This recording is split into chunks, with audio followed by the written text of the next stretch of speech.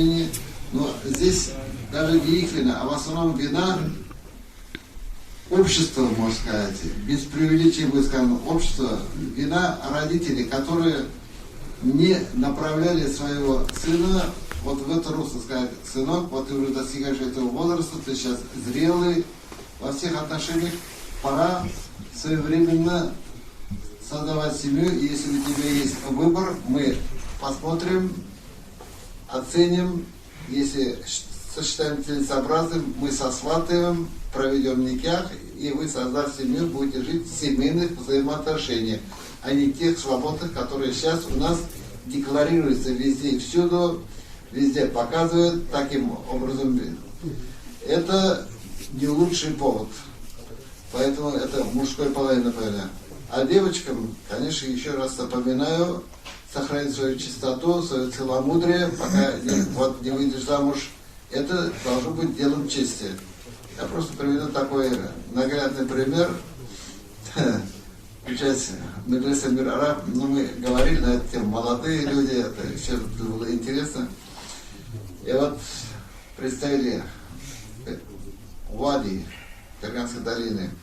Ребята из Амангана рассказывали. Там, сосватали, все уже, никях прочитали, и первую брачную ночь. И что же вы думаете, что творится? Со стороны жениха 2 свидетеля, со стороны невесты тоже 2 свидетеля. Ждут, когда жених выйдет с доказательством ее чистоты и целомудрия. Слышали такие вещи или нет? Не приходилось? Есть такое явление? Вот выносят тряпочку, на которой кровь ее целомудрия. Если она не целомудрена, он мог всю ночь выставить его за дверь. Это было страшным позором и для невесты, и для ее родителей, и для всех близких.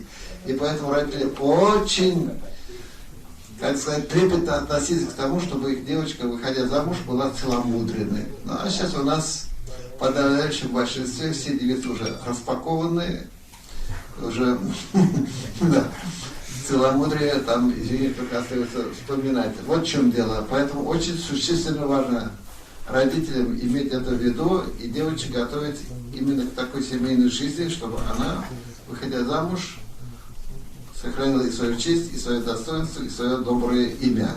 Чтобы муж не мог в дальнейшем попрекать, что я тебя взял, извини, нецеломудренным. Вот это примите к сведению. Ну и девочкам, которым предстоит выходить замуж, пожалуйста, будьте предельно внимательны, осторожны, собраны. Соблазн, искушений на каждом шагу у нас.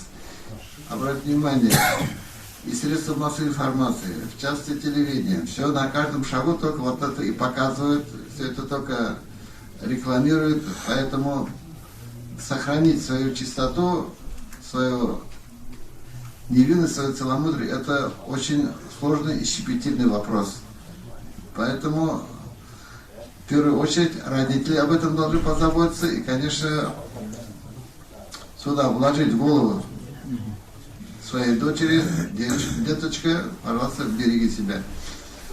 Ну, когда выбирают себе невесты, молодые люди, у нас, к сожалению, первые впечатления, вот, внешний вид, внешний облик, какие красивые черты лица, какие брови, какие глаза, какое строение, какая фигура, стать. А в исламе основной акцент делается, это, конечно, немаловажный фактор, чтобы она тоже была аккуратной, собранной, такой стройной. Ее мировоззрение, ее иман, ее отношение к исламу, ее отношение к семейным ценностям, на каких она воспитывалась.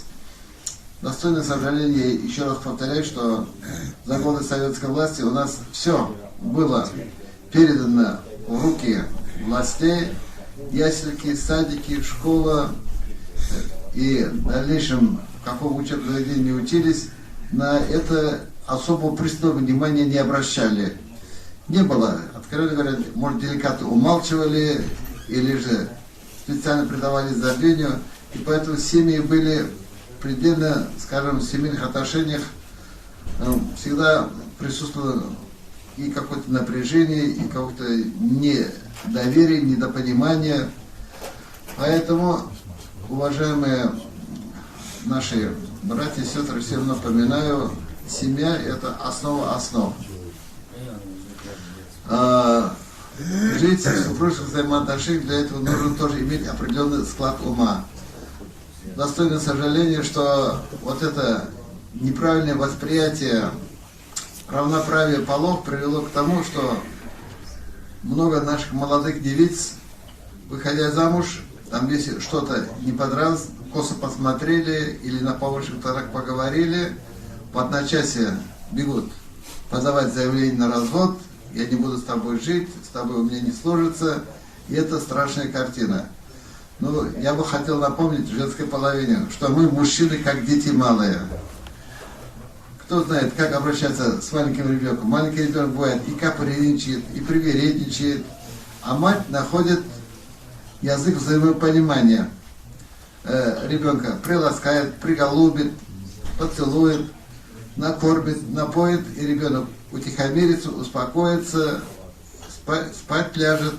И таким образом вот так растут дети. Мужчины подчас иногда подобны вот этим малым детям. Иногда не хватает женского внимания, чуткости, может даже мягкой улыбки. Даже не могут, если стол накрыть. Я же ни о чем не говорю, что если у тебя современная косметика, используешь современные средства парфюмерии, ногти накрашены, губки накрашены, ногти не приведи в каком состоянии, я, конечно, боюсь даже говорить, как она может готовить пищу, как она может стирать белье, как она может ухаживать за детьми в таком состоянии. Это больной вопрос. Но современная молодежь считает, что именно такими они должны быть. И ногти, астагфируллах, и губы накрашены, и лицо, не знаю, какой косметикой, не приведи Аллах. Это очень существенно важно. Поэтому всегда между мужчинами и женщинами должна быть определенная дистанция. Поэтому излишне, когда приближаешься и все видишь, все понимаешь, все осознаешь, теряется ценность. Цена женской половины, ее таинственности, ее скрытности, может, тем не зря же покрывали лицо и паранджой, и платье было такое свободное, которое прикрывало всю ее стать.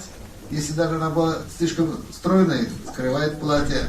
Даже если есть полнота или какие-то, может, дефекты, тоже скрывает одежда. Поэтому излишнее любопытство проявлять к ее стати, к ее фигуре, ко всем ее данным, это непозволительно мужская половина. Будьте предельно в этих вопросах, предельно деликатными. А женская половина должна уметь держать себя на расстоянии. И вот я на днях один наш уважаемый собрат рассказал, говорит, дед нам завещал, говорит, вот живете, муж с женой исполнил свой долг по отношению к жене. Будь любезен, встань, приведи себя в порядок, если есть возможность, тахарат гусуль, и ложись спать на отдельную кровати, там на отдельно, где есть место, а жену особо тревожит, беспокоит, там, объятия, и все это уже отходит на задний план. Потому что вот чем мы вот так держим вот так на расстоянии, насколько она таится, тем она для нас дороже, тем она для нас ближе, тем она для нас более любимая. А когда все мы видим, все познаем, все узнаем, то уже пропадает и интерес, и желание, и возникает, вот, скажем, недоразумение, недопонимание. Вот это, пожалуйста, примите себе на вооружение, что мужская половина, что женская половина. И я даже вот приведу пример. Я имел честь бывать в таких семьях, конкретно это в Средней Азии. Женская половина даже не садилась есть вместе рядом с мужской половиной.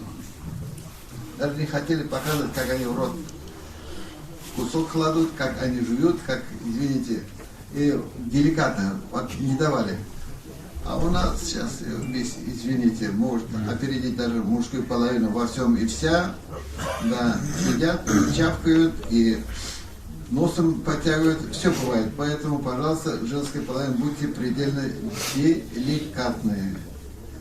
Я вчера напоминал слово Адам, от чего происходит слово Адам, это имя нашего праотца Адама, Первое, если ты хочешь быть из рода Адама, быть человеком, первый непременно это алиф указывает на адаб. Адаб это благовоспитанность, это благочестие, это богобоязненность.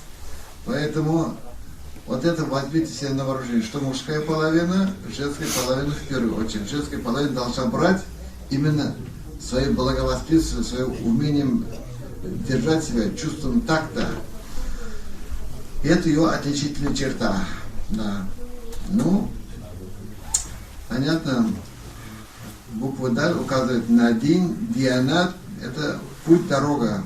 В жизни у нас столько путей, дорог неисчислимо. Можно в любую сторону направиться, но у нас есть самая верная дорога. Мы говорим, ихдинас сират аль-мустаким.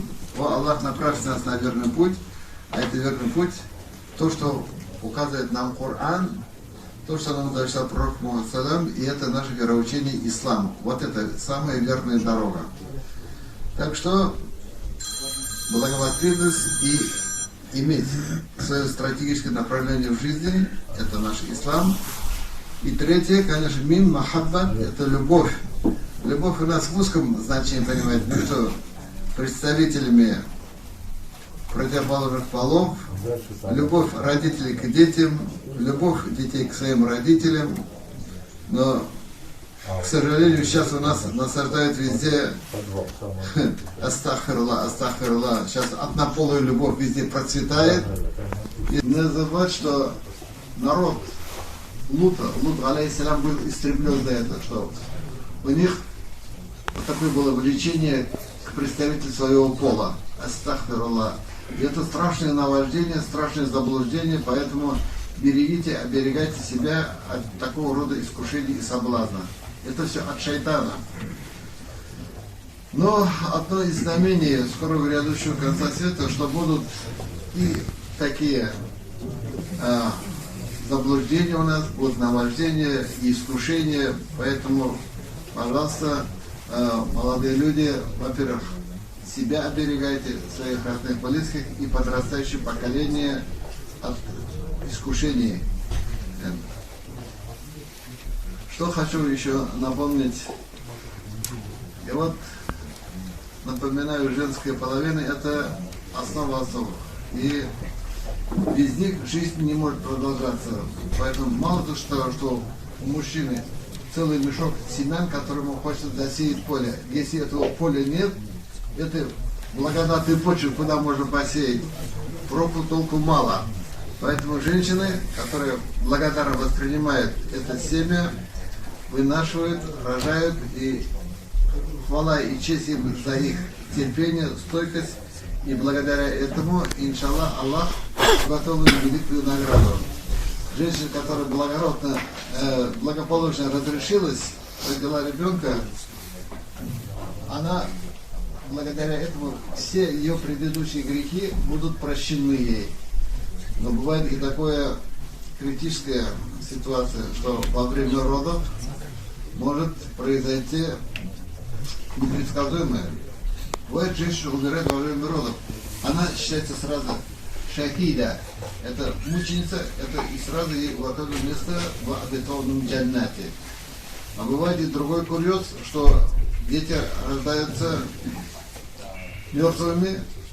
Иншаллах, в судный день этот ребенок все равно будет защитником и покровителем своих родителей. Иншаллах, независимо от этого.